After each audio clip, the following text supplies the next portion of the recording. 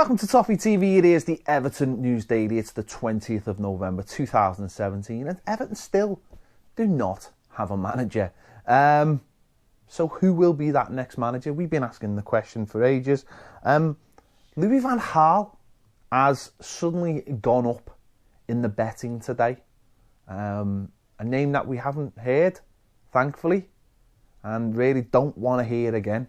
But he's gone up in the betting, and there's, being the typical social media rumours about him. Listen, it might just be one of those where someone who works for a betting company has decided that there's no more bets being taken because everyone is sure that it's going to be silver, or the odds are so bad for silver that no one's betting anymore, and decided to throw a little hand grenade into the mix to get people betting again. It happens.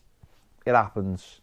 We'll have to wait and see over the next couple of days to see if there's anything in that. I don't think there is, but again, short term, just spitballing, but Everton think that possibly it could be a short term fix if they can't get the man they want. And the man they want is obviously Marco Silva. He's still the number one. He is the one they want. Can they get him from Watford?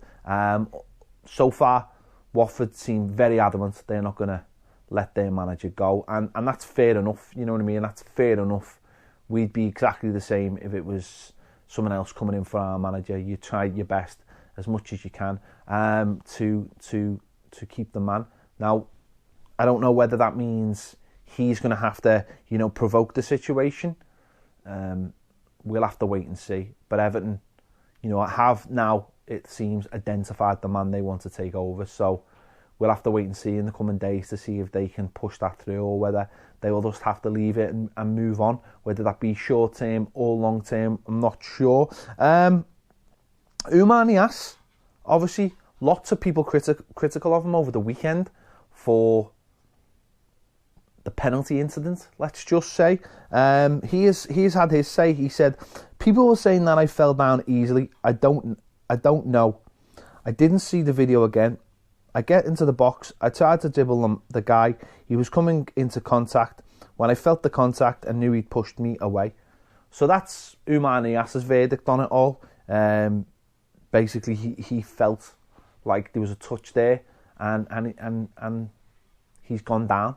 Simple as that. So how can it be construed as a dive if there has been contact, when all these great pundits and everyone else keep telling us, he's entitled to go down, the player's entitled to go down? Or maybe that's just reserved for, for the few like Dele Alli, let's just say. But we'll have to wait and see. I've seen reports tonight that Mark Clattenburg, amazingly, has popped up saying that Niasse should be the first player banned. Absolutely incredible. The goal of the guy coming out with a statement like that, when we see incidents every game, incidents in high-profile games for players like, as I've mentioned, Dele Alli, Sterling, all kinds of players doing it week in, week out, and there's nothing said.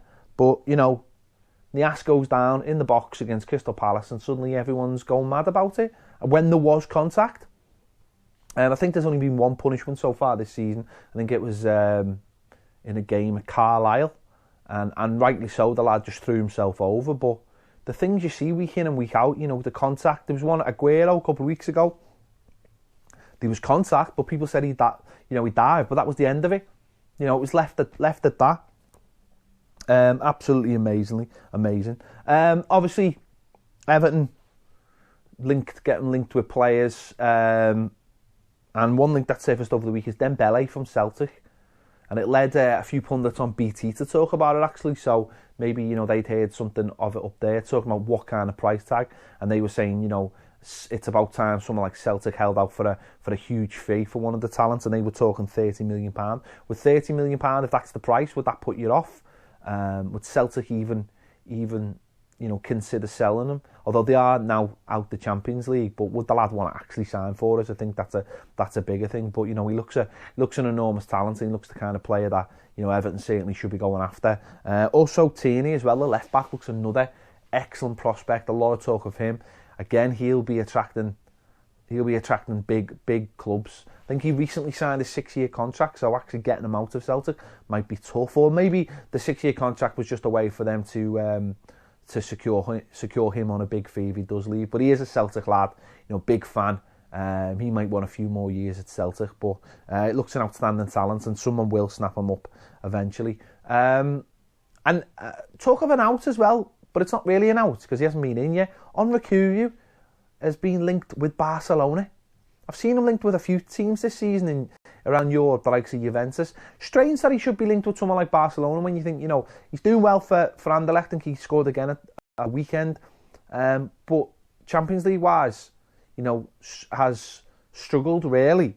So it's strange that he'd be linked with clubs like Barcelona. And surely those kind of clubs would be thinking, well, maybe we'd want to see him like at a year in the Premier League or something like that before we considered it. Because let's be honest, if someone like Barcelona comes in for you, it doesn't really matter where you are, your head's going to be turned. Would they really need him at this point? I don't really think so.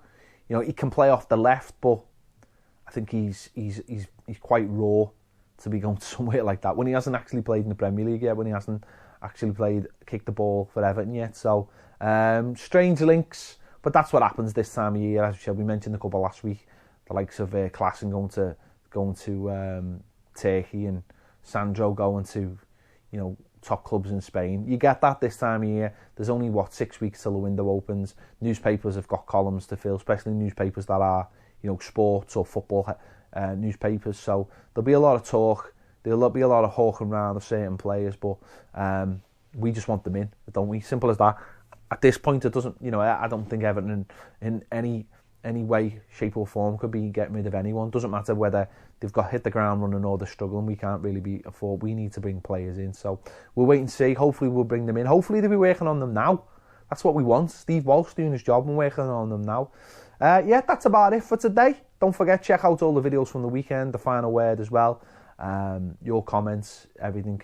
So thanks for watching Toffee TV. We'll see you later.